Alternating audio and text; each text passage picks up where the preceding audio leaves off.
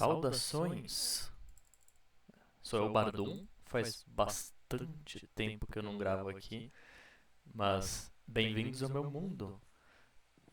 Eu tenho que lembrar, não tenho a menor ideia de quando foi a última vez que eu publiquei um vídeo, mas em parte isso também é porque eu não sabia sobre o que falar. Uma questão sobre os meus vídeos é que eu não tenho exatamente uma direção feita com eles. Eu faço quando eu tenho tempo sobrando, né, do meu trabalho e tudo. Ahn, a outra questão também é que muito do que eu gravo, eu não quero só estar jogando e gravando, né? Eu quero também, muitas vezes eu penso em fazer algo um pouco mais profundo, talvez. Ter algum tema, né, para falar em cada vídeo. E pensando nisso, dessa vez apareceu algo bem interessante para discutir. Sabe aqueles pensamentos de chuveiro que você tem, mano, sua cabeça explode? Ah, então, o tema que eu tenho hoje é justamente o do título, né? Que é ser bom é complicado, não é fácil. E o que me fez pensar nesse assunto, justamente, é que hoje a gente fala muito de política, né? Trump, Bolsonaro, Lula, seja quem for, Milley. E muito do que a gente vê nessas discussões é que cada um tem seu político de estimação, né? O Lula fez aquilo, então como é o Lula tá certo, o Trump fez aquilo, então porque o Trump tá certo. Então, defender o seu político de estimação a todo custo, né? E eu percebi que acho que muito disso acaba sendo uma transferência, né, de responsabilidade. De, olha, eu não quero pensar no que é bom, não quero pensar no que é ruim. Eu vou deixar essa pessoa pensar por mim nesse sentido. Eu penso que tem muito disso quando a gente tem esses. Não sei nem se debate político é o termo certo, né? Mas essas discussões políticas. E eu acho que não é nem proposital, né? A gente acaba transferindo essas responsabilidades sem nem perceber. O... Pode ser religião, pode ser política, qualquer uma dessas coisas. E aí o que me veio à cabeça é justamente como ter um código moral, seguir um código moral próprio é difícil. Ah, não é nada simples, né? É realmente complicado. E mais do que isso, eu percebi que é importante ter o próprio código moral. Não no sentido de, não, vou fazer o que eu quero porque eu quero. Mas de, mano, se eu quero ser uma boa pessoa, eu tenho que pensar sobre o que é ser bom e sobre o que isso significa. Eu não posso simplesmente engolir isso de outras pessoas. Eu acho que a gente faz isso muito com política, a gente faz isso muito com religião. A gente transfere a responsabilidade, não, é a responsabilidade do livro religioso me ensinar o que é ser bom. Eu não vou pensar nisso por conta. Ou a responsabilidade daquele político dizer o que é bom e o que é ruim. Porque eu não sei. E muitas vezes a gente realmente só não sabe, não tem como saber tudo, né?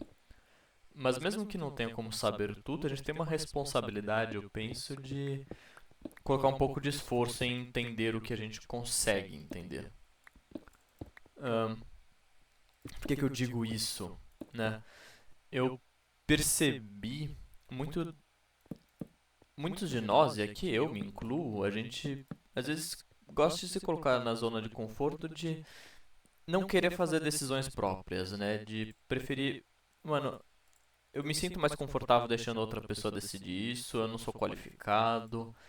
E a gente começa a inventar motivos, eu não diria nem desculpas, mas é motivos mesmo pra não não pensar criticamente a respeito de alguns temas que são importantes. E a gente então, mas aí o problema pra mim é quando a gente quer fazer isso, quer fazer essa transferência de responsabilidade e quer ao mesmo tempo ser bom. E eu penso que não é possível a gente ser bom e ao mesmo transferir a responsabilidade de julgamentos éticos e morais para outras pessoas. E por que eu penso isso, né? Justamente. Calma, deixa eu pensar um pouco aqui. Ahn, é difícil jogar Minecraft e falar ao mesmo tempo. Eu vou falar isso, né? Eventualmente acho que eu crio o hábito, mas no momento não é um hábito que eu tenho. Mas, enfim, voltando a essa breve quebra, por que eu penso que não dá pra querer ser bom e transferir o julgamento do que é ser bom ou não para outros? Em primeiro lugar, o primeiro motivo é que a gente não sabe quem que é bom. Não tem como saber. Não tem como eu saber que as intenções de uma pessoa ou de outra são verdadeiramente boas, porque eu não conheço os pensamentos dela. Não tenho como conhecer os pensamentos de outra pessoa. Eu sou um ser humano, não um Deus onisciente. Então, esse é o primeiro motivo. A gente pode estar caindo numa armadilha. Ao confiar exclusivamente no julgamento moral de outra pessoa, a gente pode estar caindo na armadilha de estar atendendo aos desejos imorais de alguém que busca nada mais do que me manipular. Ou, alternativamente, a outra pessoa pode nem ser má, mas ela pode ser só incompetente. É, e como nós muitas vezes somos, nenhum ser humano é perfeito, a gente não sabe de tudo, não tem como a gente saber de tudo. Então nós cometemos erros. Da mesma forma que nós cometemos erros, outras pessoas também cometem. Então esse é o segundo motivo, né, de eu não poder confiar no julgamento moral de outros. Os outros erram, e erram o tempo todo. Então, se eu confio exclusivamente no julgamento moral de outra pessoa, eu estou condenado a cometer os erros daquela outra pessoa. Mas aí também tem aquele argumento, né? Mas e qual o problema? Porque a princípio eu também cometo erros, segundo essa lógica, e não seria melhor então não cometer esses erros e confiar em uma pessoa que talvez erre menos do que eu? E aí eu penso que o maior problema dessa lógica é que ela nos leva a negar os nossos erros, a negar os nossos defeitos e a transferir a responsabilidade pelo que a gente faz para outra pessoa. Tipo, eu fiz essas coisas. É o que os nazistas falaram no regime de Nuremberg, por exemplo, né? Nos tribunais de Nuremberg. Eu não sou ruim, eu só estava seguindo ordens. Quem é ruim é quem mandava em mim. Então esse é o perigo da gente querer confiar no julgamento moral de outros. Ahm, a gente querer transferir essa responsabilidade para outros também. E não se responsabilizar pelos nossos próprios erros. Porque mesmo que eu erre seguindo o código moral de outro, quem está errando ainda sou eu. Mesmo que o código moral seja o de outra pessoa, o erro é meu. E essa responsabilização, então, eu penso que é o principal motivo da gente então precisar olhar para si e seguir o nosso próprio código moral, entender que o que nós fazemos é responsabilidade nossa. Então são esses três motivos, né? Da gente precisar seguir o nosso próprio código moral. E o que isso significa? Isso significa não que a gente precisa criar um código moral do zero, mas que se a gente for usar como base um outro código moral, digamos, eu sou religioso, vou seguir o código moral da Bíblia, por exemplo, porque eu sou cristão. Dá um exemplo aqui. Eu tenho que levar isso criticamente e pensar, olha, faz sentido o que está escrito aqui, faz sentido o que eu estou fazendo aqui, isso é compatível com o mundo atual, eu quero ser bom. Qual que é o código moral que eu estou seguindo? Ser bom é amar o próximo? Ok, isso que eu estou fazendo aqui é compatível com isso ou não? A gente precisa ter um julgamento nesse sentido, né? E buscar, então, entender essas coisas a partir do nosso próprio ponto de vista. E tomar cuidado em. É muito fácil a gente falar, não, eu estou seguindo as minhas próprias decisões quando nós vivemos numa bolha. É muito fácil. Ah, não, todo mundo que eu sigo diz isso, eu sou um pouquinho diferente. Então, como eu sou um pouco diferente de todo mundo que fala nessa bolha, então eu tô seguindo meus próprios julgamentos. Obviamente não é assim que funciona, né? A gente tem que ter a responsabilidade de entender também que o ser humano não é original. Então, é complicado ser bom, em primeiro lugar, porque exige esforço para a gente buscar o nosso próprio código moral. E em segundo lugar, porque o ser humano não é original. A gente não. É muito raro uma pessoa ter a capacidade de inventar algo novo. Absolutamente novo. Geralmente o que a gente faz deriva de outras pessoas. Então a segunda coisa que complica a atitude de ser bom é justamente esse entender de que, mesmo que eu tenha que formar meu próprio código moral, a maior parte disso vai vir de fora. Então, para ter uma base sólida, a gente tem que buscar várias fontes. Não quer dizer que eu tenho que seguir várias religiões, por exemplo, ser muçulmano e cristão ao mesmo tempo, não é isso. Ou hindu e budista ao mesmo tempo. Isso muitas vezes não é compatível.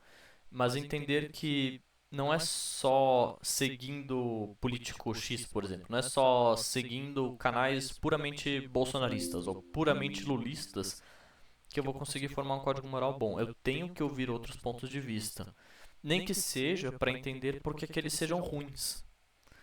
É por isso que é importante entender até temas complicadíssimos como o nazismo. Não porque ele é bom, porque ele é horroroso, mas para entender por que ele é horroroso. Porque, não. Porque senão cai na armadilha de chamar todo mundo com quem eu não concordo de fascista ou nazista. Eu tenho que entender o que são essas coisas, esses conceitos, para poder utilizá-los corretamente. E não cair na armadilha de. Ah, não, meu político de estimação chamou aquela pessoa de fascista, então eu não vou interagir com ela. Isso é uma armadilha. E não é bom que a gente caia nela. Então a gente tem que tomar cuidado com essas coisas e ter esse esforço bastante complicado, né, de buscar entender melhor o nosso próprio código moral e como que ele deve ser aplicado no dia a dia e não depender de outras pessoas que também são contraditórias para isso. Então, ser bom exige esforço. E aí vem a outra parte do que eu queria conversar, né? De que justamente o que significa, né, que ser bom precisa de esforço. Se você disse que ser bom precisa de esforço, a outra conclusão óbvia é que bondade não é uma emoção. Não é instintivo ser bom. Eu posso ter condições neurais, eu posso ser como psicopatia ou sociopatia e ainda assim ser bom. Eu posso ser completamente apático a, ao sentimento alheio, ao sofrimento alheio, à alegria alheia, e ainda assim ser uma boa pessoa. Bondade não é, então, uma condição emocional nossa, mas uma decisão diária. Eu posso, da mesma forma, ser uma pessoa extremamente empática, ter uma profunda compreensão do que os outros sentem e daquilo que eles passam, e ser mal. Aqui no Brasil, eu vivo em São Paulo, por exemplo. Muitos moradores de ruas vivem aqui. É muito fácil eu inventar desculpas para não ajudar a pessoa do meu lado que está passando necessidade. Ele está ali porque ele quis, ou ele está ali porque ele não trabalha, ou ele merece estar ali porque se ele está ali, darwinismo social, ele não conseguiu vencer o mundo, o problema dele. É fácil inventar desculpas. Mesmo que eu sinta a dor do outro, é fácil fingir que não, é fácil fingir que é justificado, tudo isso é fácil. O que é difícil é escolher ser bom, mesmo quando as emoções nos ajudam. Então, esse é outro ponto. É complicado ser bom porque eu preciso fazer essa escolha diariamente. Não é um estado de espírito que alguns de nós têm e vão ser para sempre bons. Até as melhores pessoas do mundo lutam com isso, né? Então, essa é outra questão. Eu preciso acordar todo dia, levantar da cama e dizer o que eu fiz ontem de ruim, que eu posso melhorar, o que eu fiz ontem de bom, que eu devo continuar sendo assim, e buscar melhorar a cada dia, porque senão a gente naturalmente piora. A gente começa a inventar desculpas para favorecer nossa comodidade, nosso conforto, e a bondade simplesmente vai embora. Então esse é mais um ponto de por que ser bom é complicado. E mais fundo que isso, e aí eu acho que é o ponto mais importante, é que justamente nessa toada de que não basta intenção para ser bom, né? Não basta ter empatia para ser bom. Ser bom também exige que sejamos conscientes, porque as nossas atitudes afetam outras pessoas e de formas que muitas vezes nós não esperamos. É aquele dilema do. Justamente voltando para o exemplo que eu estava dando um pouco mais cedo, de eu vejo um morador de rua e o que eu faço? Eu vou dar dinheiro para ele, ele vai talvez usar em droga e só piorar a situação dele. Eu compro comida e dou a comida para ele em vez de dar o dinheiro. Mas e se ele já tiver comida e não tiver fome? E o que ele precisa mesmo é do dinheiro para comprar um cobertor. É, então, são dilemas que a gente tem que se fazer e se perguntar: o que eu estou fazendo aqui está realmente ajudando essa pessoa? E aí, outro motivo de por que é complicado ser bom é não imediatamente dizer: ah, não, se eu fizer isso não vai ajudar a pessoa, então não vou ajudá-la. Mas sim pensar: ok, se isso provavelmente não vai ajudar essa pessoa, ou se isso provavelmente não é uma atitude tão boa quanto eu penso que é, o que é uma atitude boa nessa situação? E é um passo que a gente muitas vezes deixa de fazer, né? A gente muitas vezes só chega no passo de: ah, não, isso aqui provavelmente não é bom, e a gente para aí e não faz nada. E a inação muitas vezes é má. Se eu deixo de agir em prol de quem precisa, essa pessoa às vezes a gente não sabe se aquela foi a última chance que aquela pessoa teve para alguém ajudá-la. É, assim, é óbvio que hoje em dia a gente vive num mundo de conforto que não existia 100 anos atrás e que provavelmente não vai ser a última chance daquela pessoa. Mas certamente poderia ter feito uma diferença enorme se a gente tivesse parado por 5 minutos e pensado no que fazer. Isso pensando no exemplo diário do dia a dia, né? Mas também se aplica à política e é justamente como eu mencionei no começo, o debate político que me fez pensar nesse tema, né? O Pegamos os políticos de hoje em dia, Lula e Bolsonaro, por exemplo, no Brasil, são os exemplos mais fáceis de trazer à mente. E o quão fácil é simplesmente pensar em política uma vez a cada 4 anos, somente durante as eleições, e, vou votar nesse político porque o país está indo bem, ou vou votar no político da oposição porque o país foi mal. Essa, esse é um caminho, aquele caminho de eu não vou nem pensar, vou só votar em quem é mais bonito e pronto, sem pensar que, especialmente num país como o Brasil, que tem uma democracia imperfeita, mas funcional, que na prática quem governa o país somos nós, através do nosso voto. E que se tem milhares ou milhões de pessoas passando fome no país, ou passando dificuldade sem precisar, ou se tem corrupção para todo lado, em parte a responsabilidade é nossa de votar em pessoas que mostrem a seriedade de ir de encontro a essas coisas e combater esses problemas.